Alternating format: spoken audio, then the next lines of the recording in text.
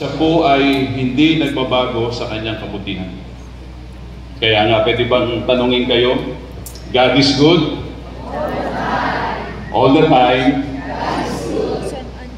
Hep. Purihin ng Panginoon. In Matthew chapter 19, verse 16 up to verse 17 says, Now a man came up to Jesus and asked, Teacher, what good thing must I do to get eternal life? Why do you ask me about what is good? Jesus replied, There is only one who is good. Ang tanong natin, mga kapatid, what is the goodness of God and how it is or is it manifested? Well, base po sa ating pag-uusapan sa gabing ito, ay meron po tatlong bagay lamang po na ating tatalakayin about the goodness of God. And where do we see the goodness of God, mga kapatid?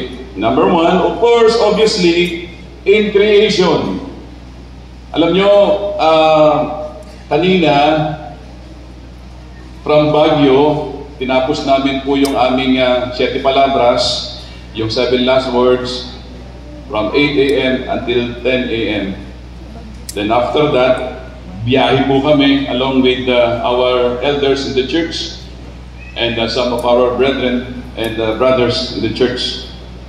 Then of course, first time po nakarating po dito, pero last year, nandun tayo sa Bahay Likwan. Sabi ko, parang mas malapit ata itong Tagyoman. But of course, first time po nakarating po dito, and ako po ay na-surprise. Sabi ko, malayo pala. Umikot po kami. Kanina, bago po kami pumasok po doon sa pinaka-puso ng Abra, meron na palang araw na the goodness of God this way. So may kasama po kami na baka yung sasakyan natin isasakay doon sa bangka or doon sa kung ano man, pwedeng dumiretso na lang tayo.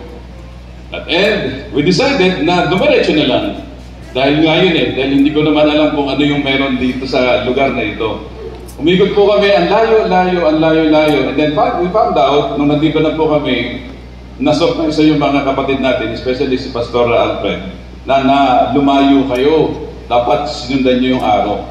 Kaya mamaya, doon kami dadaan. Mga kapatid. Pero habang naglalakbay, una, gusto kong pag-usapan natin in creation.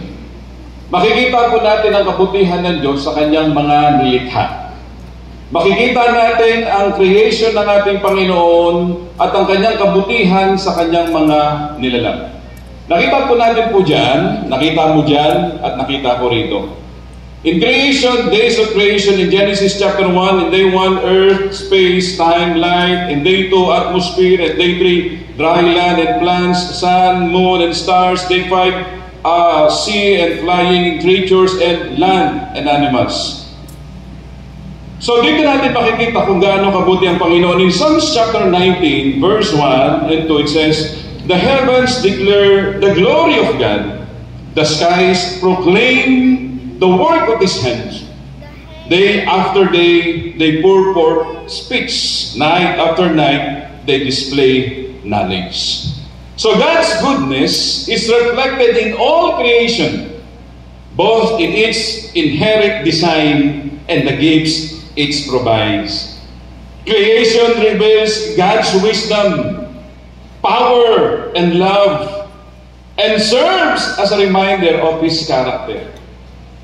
When we see our surroundings, our environment, we see the goodness of God. Pwede niyo po bang tignan ang mga katabi niyo? Sa kaliwa lang. Ayan. Ganyan kabuti ang Panginoon. Sa pamamagitan ng taong tinitingnan mo ngayon, napakabuti ng Diyos. Tignan mo naman yung kanan mo. Ayan.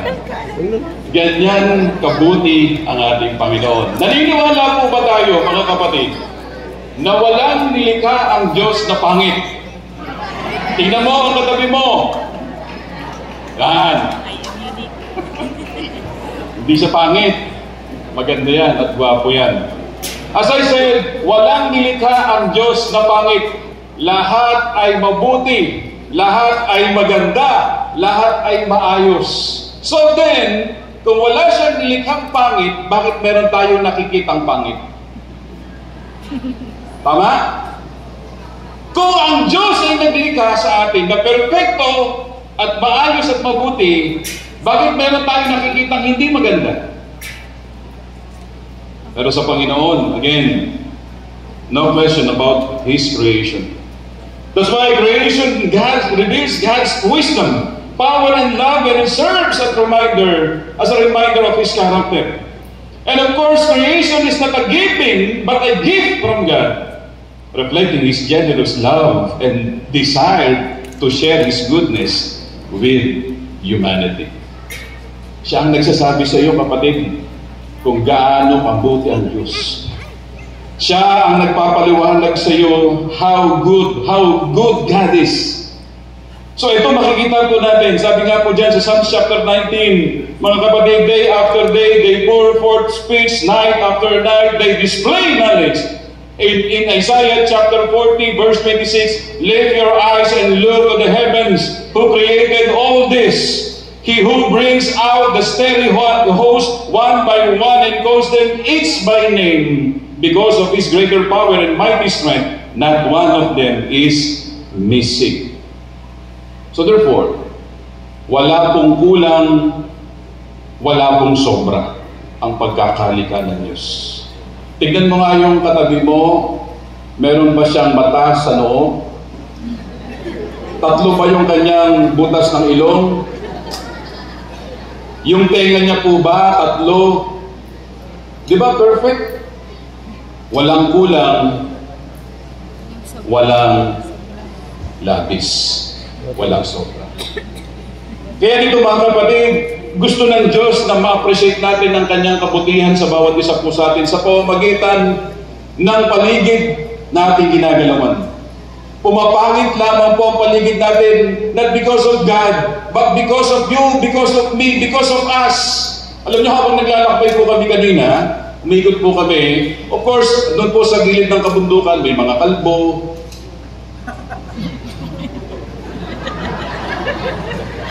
Hindi po yung katabi ninyo. Hindi yan.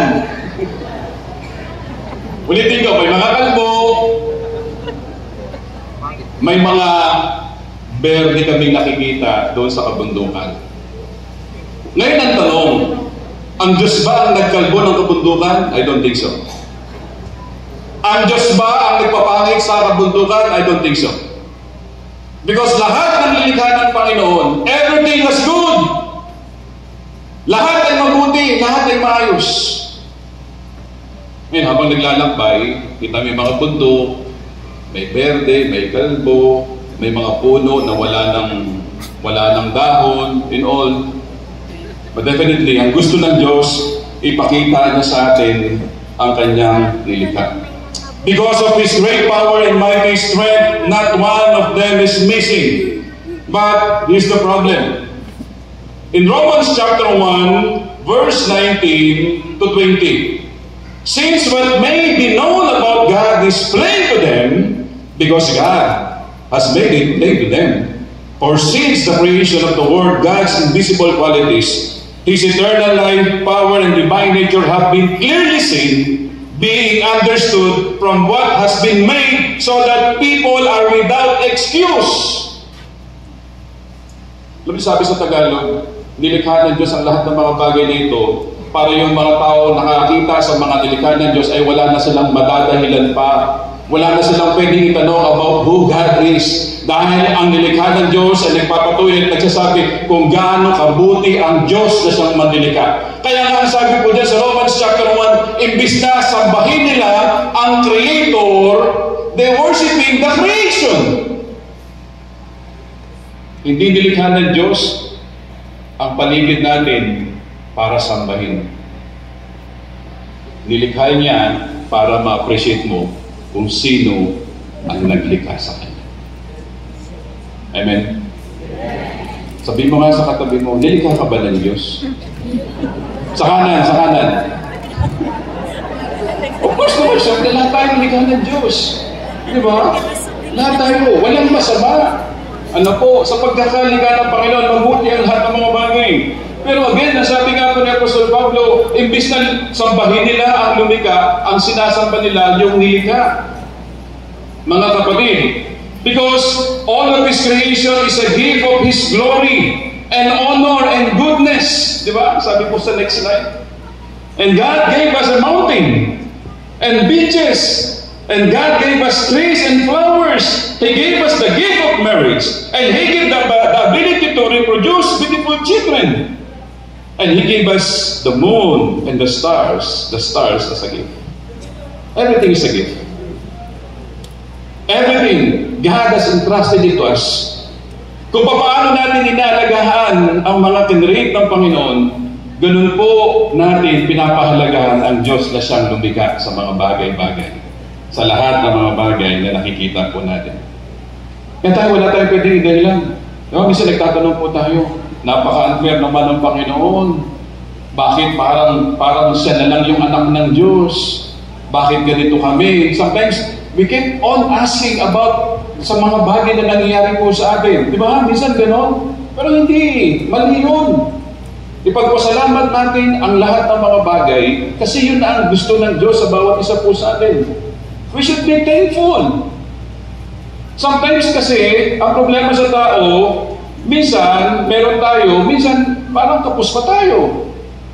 Imbis na kung ano man yung mga bagay na meron tayo na ipagpasalamat natin ito, dahil na nililikha ng Diyos, binigay sa ng Diyos, inintrust sa ng Panginoon, then gamitin mo yan to glorify Him.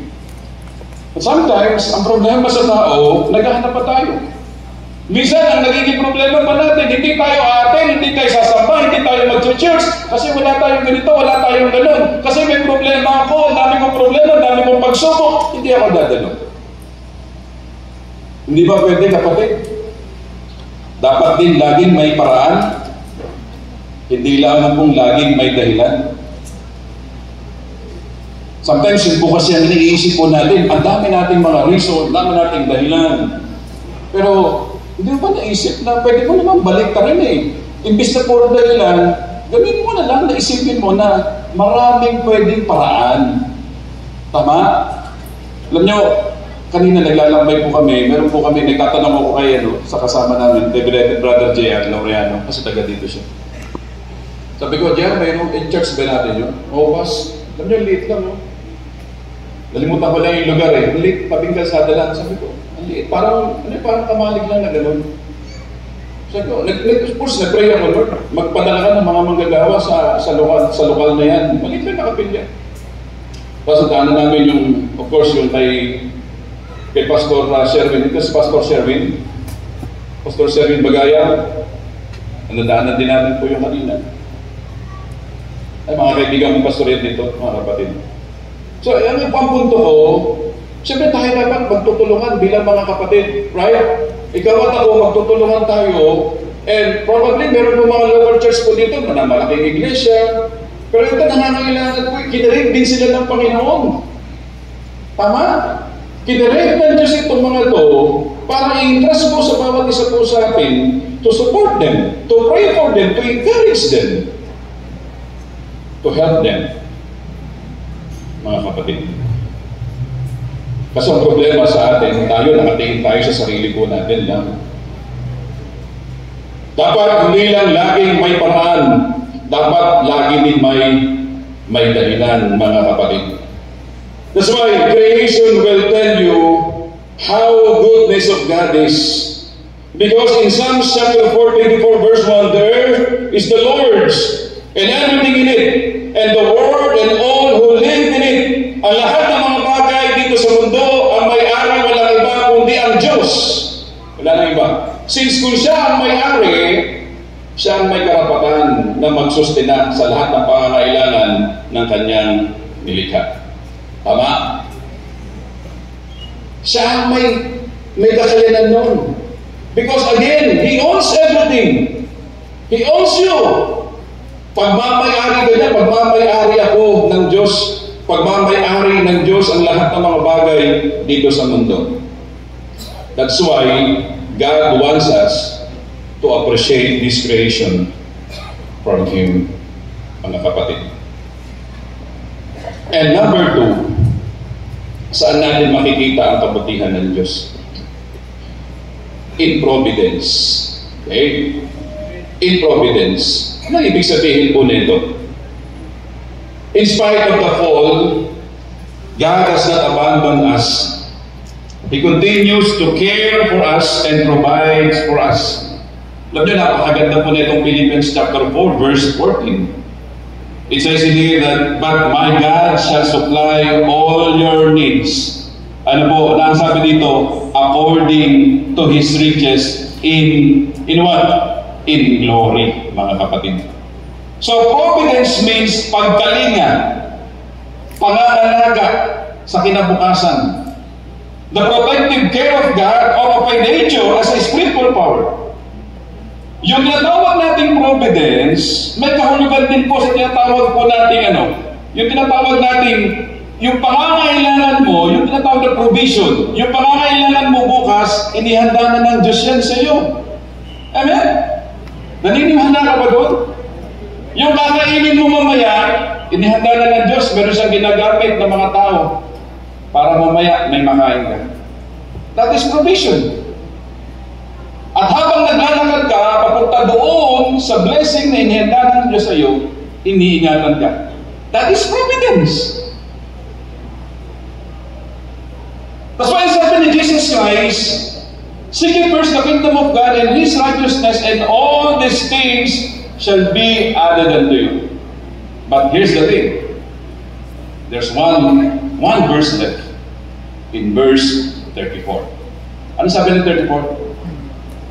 Do not worry about tomorrow, for tomorrow will worry about itself. May praise pa yan. Sapat ang bawat bagay na meron ka ngayon. Sometimes tayo po, nag-aalala tayo sa araw ng bukas.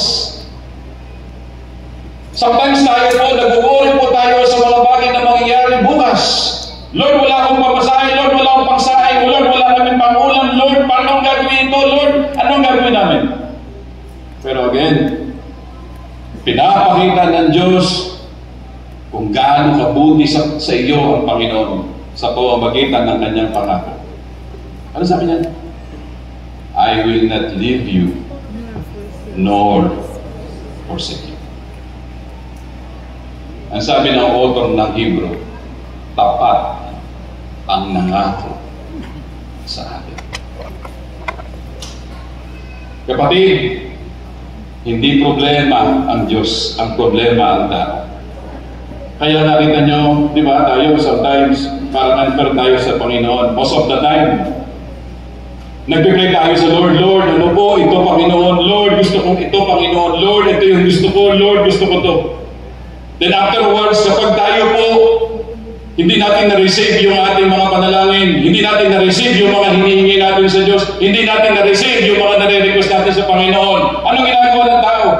Sometimes nagtatampo, sometimes nagtatanong, sometimes umaayaw na, sometimes nawawala na ng gana sa paglilingkod sa ating Panginoon. Kasi Lord, kasi Lord, kasi Lord, ang dami mong hiningi. Very subjective tayo in terms of paghingi. Basta very subjective tayo in terms of our prayer. Hindi mo ba kapatid naalalaman? Marami kang hindi hinihingi sa Diyos. Until now, binibigay pa rin sa iyo yan ng Panginoon. Kasi tayo minsan nakapokus na tayo sa kung ano yung gusto natin eh. Pero hindi natin alam, marami kang hindi hiningi sa Diyos. Pero hanggang ngayon, sinusupply ng Diyos sa iyo yan. Ganyan kabuti ang Panginoon. Pwede po ba natin palakpakan ang Panginoon? Ganyan kabuti ang Panginoon.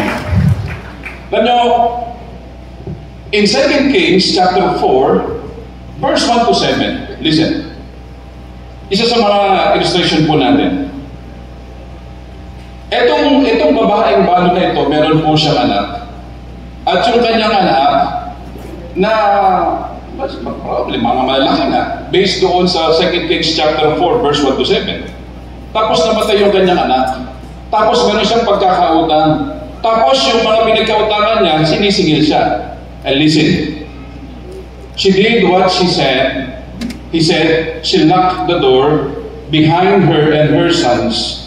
As they brought the containers to her, she filled them. When all the jugs and bowls were full, she said to one of her sons, "Another jug, please." He said, "That's it. There are no more jugs." The oil stopped. You know the story? You know the story behind this conversation between Elisha, and the widow? Single mom, dalawang anak, maraming utang. Nanalo pa sa atin, here's Elijah talking to her, the widow woman. Na ang sabi ng babae, natatandaan niyo ba yung asawa ko? Tapat siyang lingkod din ng Diyos. Propeta rin siya. Ang sabi ng ni Elijah, ano bang meron sa'yo? Pero kami dito, isang boteng langis na lang. Pero sabi ni Elijah, okay din. Wala ka na bang ibang langis? Pumunta kayo sa mga kapitbahay ninyo, umikot kayo, then borrow jars from them. Maghiram kayo ng mga jars, ng mga sisiklan. Sa wikang Tagalog, mga sisiklan, mga lalagyan. You see? So nung naipon niya, along with her sons, nung naipon niya ito, umuwi sila. Ang sabi ni Elijah, pumunta kayo doon, maglock kayo. Tapos yung mga basyo na yan, di ba meron ka, as you said, meron kang bote ng langis, na meron yun na lang. Kasi alam nyo, nung araw, doon po sa lumang tipan, yung kapag meron kang langis, medyo kilala ka, mahalaga yan sa kanila. So sabi ni Elijah, pumunta ka doon, maglock kayo, then lahat ng mga basyo, punuin mo. Ang gamit mo, yung basyo na, yung jar na may langis na sinasabi mo. Yan ang gawin mo. Anong ginawa ng babae? Dahil yung asawa niya, isang propeta, isang naglilingkod sa Panginoon, anong ginawa niya? Pinuno niya, pinuno. Galing po doon sa isang jar hanggang sa nung napuno, ano sabi niya sa mga anak niya? Akin na ba yung mga basyo? Wala na pong mga basyo, puno na po lahat. Then, the jar stopped. You see? You see the point about the provision of God? You see the point about the providence of God? Kasama yun eh. Habang hinahanda sa iyo ng Diyos ang pangangailangan mo, iniingatan ka naman niya patungo doon sa mga bagay na hinahanda niya sa iyo para makuha mo. Kapatid, nandito tayo sa convention na ito. I believe wala akong aksidente na nangyayari ngayon sa atin. Hindi aksidente kung bakit ka nandito. Because again, our life on earth is not about the series of chances. But indeed, it is a series of choices. Pinili mo na nandito ka. Alam ko, probably meron kang mga pinagdaanan sa family mo. Probably meron kang mga iniwan na mga problema, perhaps. But then, you choose to be here, to be with us. I choose to be here, to be with you, to praise the Lord, and to thank God. So meaning, our life here on earth is not about the series of chances, but it is a series of choices. Puro pagpili, kapatid eh. Alam mo, pag sinabi mo na mahina ka, then, mangyayari sa iyo, manghihina ka talaga. Sabi mo nga sa katabi mo, pagpatagal antok lang, kasi mag-aalas 10 na. Sabi mo, kapatid, nanghihina ka ba? Isa pa. Kapatid, inaantok ka na ba? Ugayin mo. Okay. Ugayin mo siya. Sigurado inaantok. Ay, kita ko, kapatid, harapan eh. Diba, kapatid? Pag pumipikit ka ngayon, pinipili mo pumikit. Huwag kang pipikit. Sabi nga ng kasabihan, ang inggit, ano? Pumikit! Mga pastor na kaibigan ko dyan. Kapatid. So, lahat ay pagpili. That's why sabi po dito ni Millard Erickson, mga kapatid, gusto ko lamang pong basahin po ito. Sabi ni Millard Erickson, once said, the providence of God means the continuing action of God in preserving His creation and guiding it toward His intended purposes. Hindi pa babalaan yun. Kapag nalikha ka ng Panginoon, ginawa ng Diyos ang mga bagay na ito, pumasok ka, hindi niya pagkukulangin yan. Nung nilikha niya ang tao, hindi niya pinagkulang ang tao. Ang tao lang, hindi kontento sa mga bagay na meron siya. Sometimes ganun. Pero kapatid, kung magiging kontento ka, well, ma-appreciate mo ang buhay, right? Alam niyo, nung nag-aaral ako sa seminaryo, makwento ko lang sa inyo. May classmate ako dito sa Masteral, si Pastor Wonderful. Yan ba si Pastor? Kailangan niyo si Pastor Wonderful? Si Pastor Danny Roca, classmate ko po yan sa Manila Bible Seminary, sa master's class namin. Okay? Of course kami, nagkikwentuhan po kami doon habang gumagawa po kami ng mga term papers, mga requirements and all. Kwentuhan, dami ko natutunan sa kapatid natin yan. Bagaman, nung edad niya sa akin, napakalawak ng Pero pag kinausap ko yun, parang mas bata pa siya sa'yo. Di ba? Pag kinausap mo yun, parang mas bata pa siya sa'yo.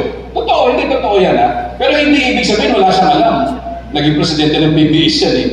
Ibig sabihin ko, ang punto lang, yung pag talagang, alam mo yun, bababa siya sa level mo eh.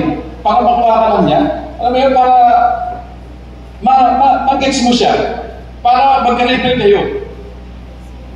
So, minsan, of course, sa seminaryo, kwentuhan kami, along with our classmates, kwentuhan kami, yung mga patotoo na nag-aaral sa seminaryo, ang buhay sa seminary, mahirap. Sa totoo, mahirap. Sino pong working dito? Yung mga nag-aaral sa PBS, nag-aaral sa PCM, nag-aaral po sa ABS. Sino working? Working ako sa seminaryo.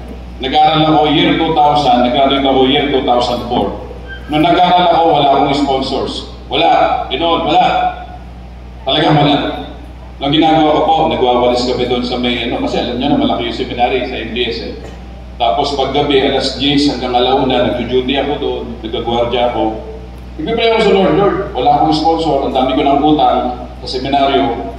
Kasi kumakain ka, utang yun eh, utang. Tapos binabayaran mo lang ng work, nag-work ka, 3 oras lang everyday, nag-work ka. Tapos nag-guardia ka sa gabi. Alam nyo, nung panahon na yun, meron akong destino ko sa Batangas. Nagpipray ako sa Lord, gumamit ka ng tao, Panginoon. Hindi ko alam, Panginoon, ang mangyayari bukas. Hindi ko alam kung makakagraduate ba ako.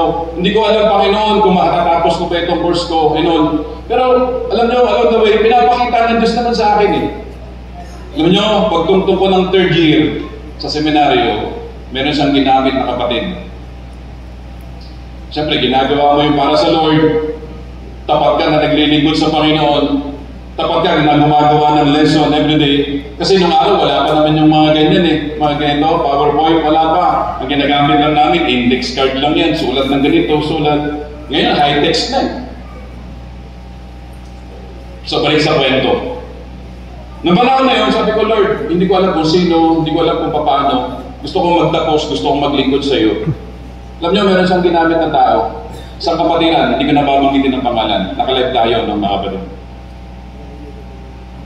Sabi sa akin, Brad, nabalitaan ko doon sa seminaryo kasi inisa-isa yung mga utang. Pangatlo ka sa malaki ang utang.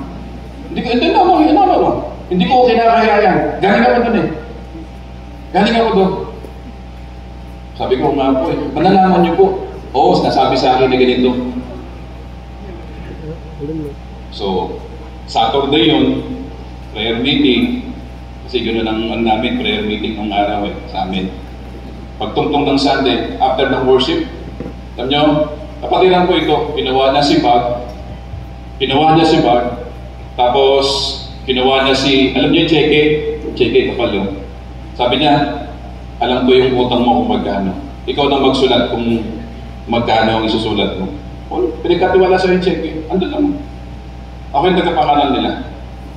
Sabi niya, alam mo ba, Gilbert, yung utang mo? Hindi ko nga po alam eh. Pero alam ko utang mo. Ilagay mo dyan, 32,988. Ayaw po yung utang ko. Paano niyo po nalaman? Tinanong ko doon sa seminary. Tinanong ko rin kung ano yung ugali mo sa seminary. Tinanong ko rin kung sino ka. Ay, ganun po. Sinulat ko. 32,988. Sabi niya, pilasin mo. Ibigay mo yan doon sa seminaryo. Alam niya, pagpunta ko sa seminary, tunto ako, siyempre, inipit ko sa Bible ko. Kasi ayaw ko na hindi matutupi. Inipit ko sa Bible. Eh, ang Bible ko pa noon, yung poimen. Di ba? Ang Biblia ng pastor. Yun ang Bible ko noon. Laki. Pero hanggang ngayon, Bible ko pa rin yun. Pagdating sa seminary, of course, tuwa ko. Sabi ni Kuya Dan solid po ito the Doyen classmate mo yan, tas Kuya Dan. So, sabi niya, ano nangyari Gilbert? Ito po Kuya Dan, pinabibigay po ni sister. Oh, sige, bayad ka na, wala ka ng utang. So, kasi naman ako sa Panginoon. Purihin ng Panginoon. Alam niyo, ang punto ko, ito yung point ko kapatid eh. Kung nung first year, kung nung second year, gumibap na ako, hindi ako naging tired kung ano man, wala na, baka wala na ako sa ministry. Pero sabi ko, Lord, ikaw nakakalam eh. So marahil inihanda lang talaga ng Diyos ang sarili ko, marahil sinasabi ng Panginoon, you have to wait! You have to wait! Maganda ka lang, meron akong inihanda para sa iyo. Maganda ka lang, meron akong mini-prepare para sa iyo. And same this evening, this moment, I'll challenge everyone, hinahamon natin ang bawat isa kung meron kang mga dalahin sa buhay, kung may mga problema ka, kung may mga iniisip ka. Maganda ka lang kapatid. Kung meron kang hinihingi sa Panginoon, kapatid, maghintay ka lang kasi merong inihahanda ang ating Panginoon para sa iyo. And this is what we call the providence of God. And this is what we call the providence na Panginoon ang nag-iingat sa atin. That's why sabi doon, trust the past to God's mercy, present to God's love, and the future to God's providence. That's why sabi doon, do not worry about tomorrow, for tomorrow will worry about itself. Yes, we don't know about tomorrow. But we do know who holds our tomorrow. Bakit ka kailangan mag-alala? Ito pang napakaganda rito. Pagbalik ko sa destino ko, Friday, ako sa klase, Saturday, prayer meeting, Sunday. Ang sabi ng kapatid, Gilbert, magkano yung tuition mo? Ang tuition namin nung araw, I think 9,000 o 12,000, isang sem yun. Sabi niya, so susunod na taon, di ba, 4th year ka na? Okay, kunin mo ito, bayaran mo na yung pang-4th year mo.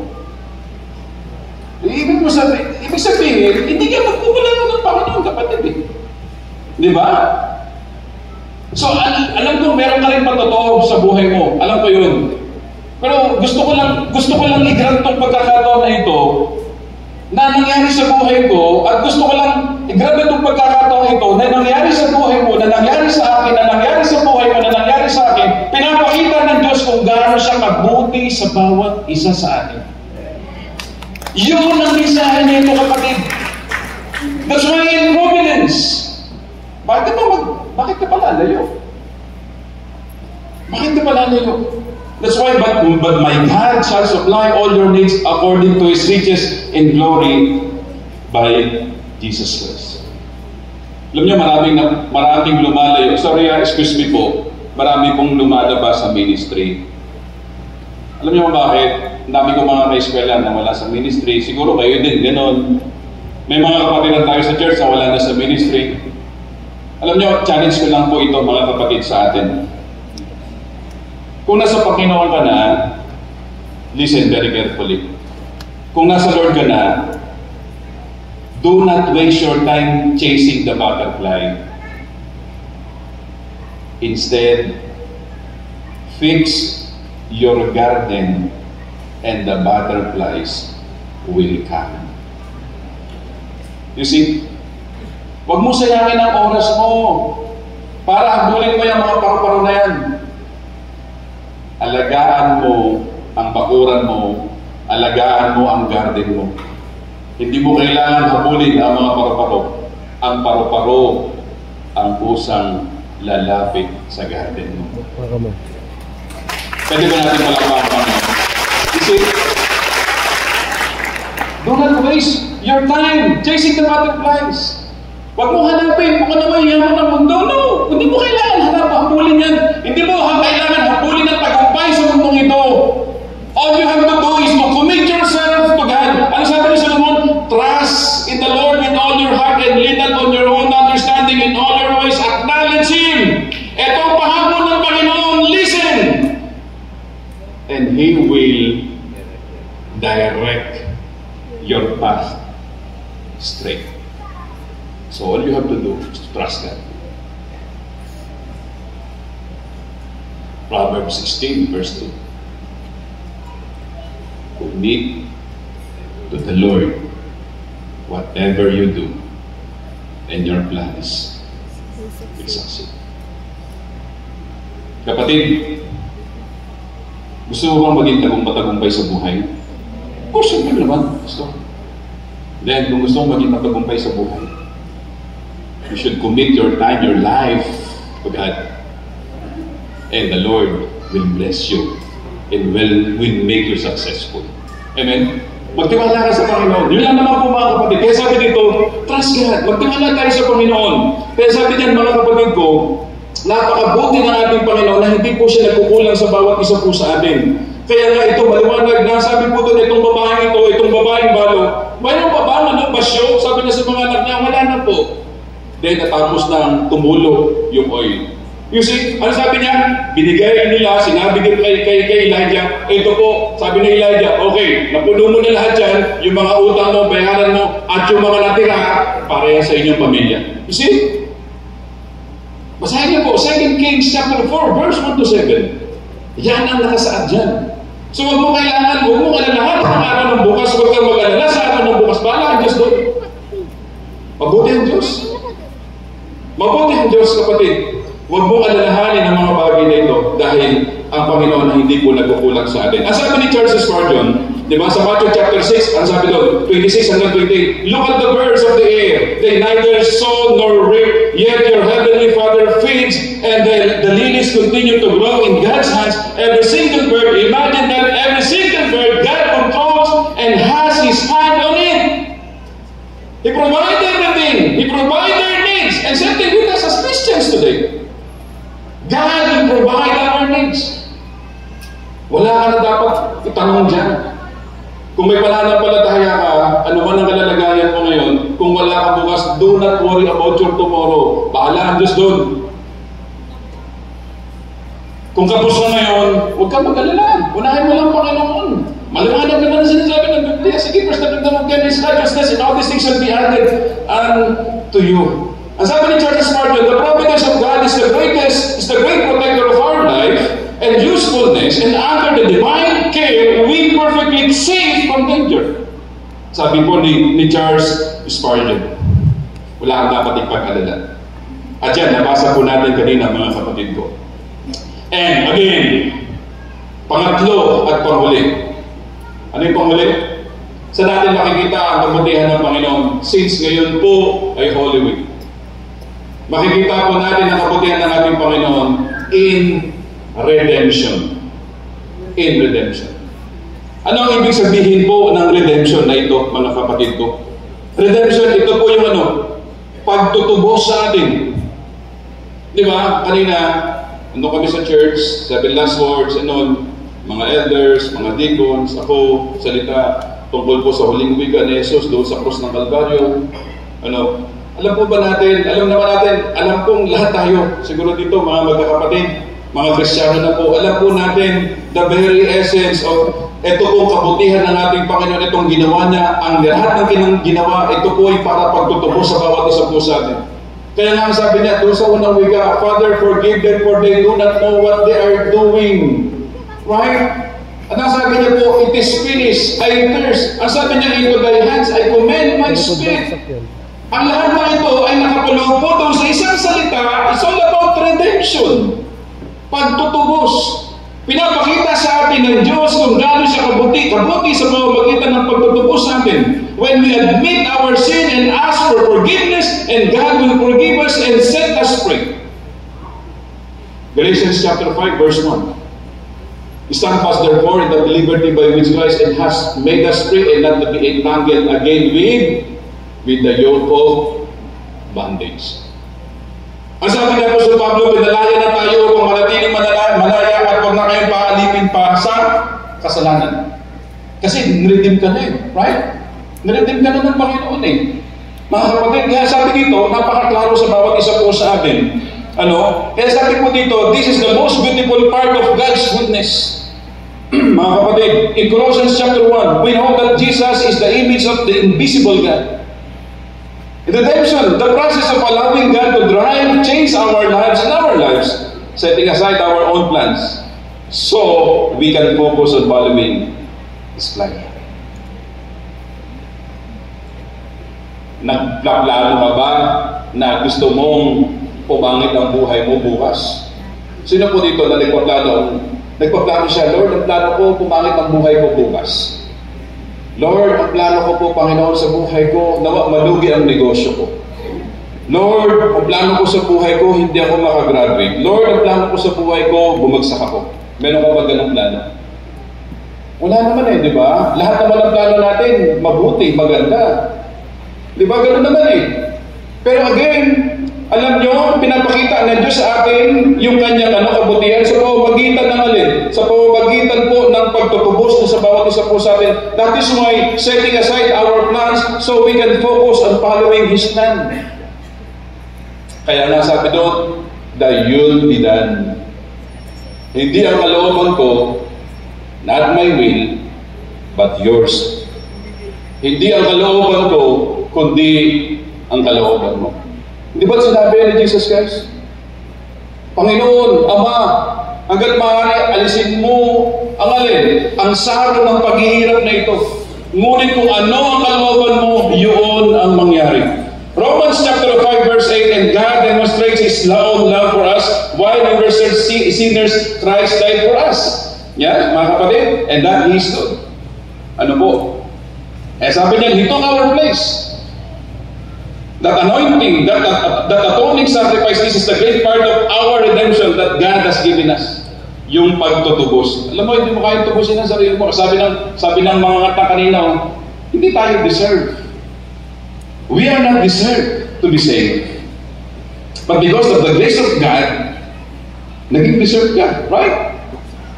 For God so loved the world that He gave His only begotten Son, that whoever believes in Him shall not perish but have everlasting life. Hindi ka deserve, makasalanan ka eh. Hindi ako deserve, makasalanan ako eh.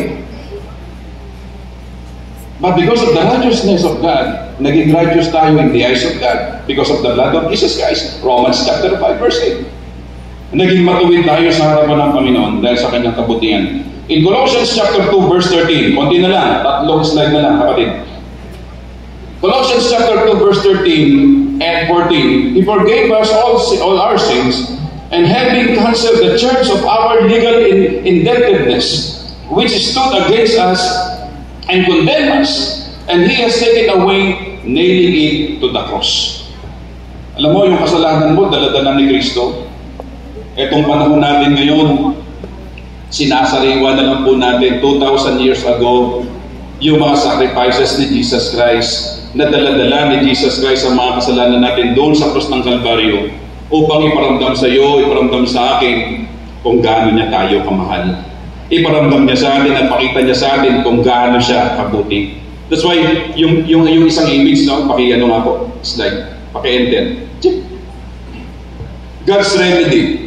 Tayo yan, Ephesians chapter 2 verse 8 and 9. Ano po?